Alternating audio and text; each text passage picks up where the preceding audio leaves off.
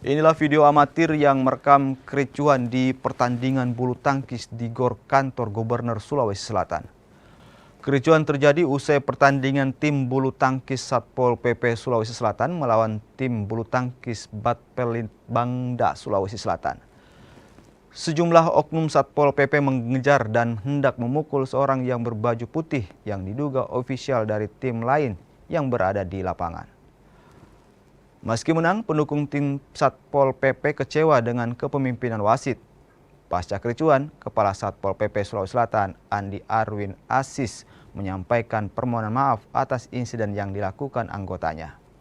Pihaknya akan mengusut kejadian ini dan akan memberikan sanksi anggotanya.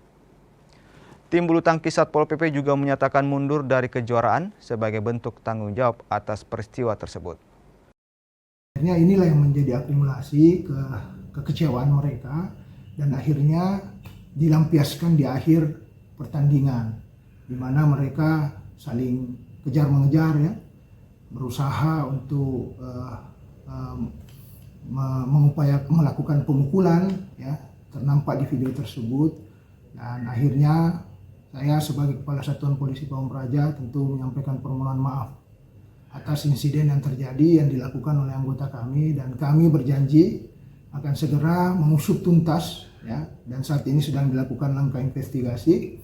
Kami ada SOP untuk segera melakukan tindakan penjatuhan disiplin, hukuman disiplin terhadap anggota yang terekam dalam video tersebut melakukan tindakan represif atau tindakan tidak terpuji.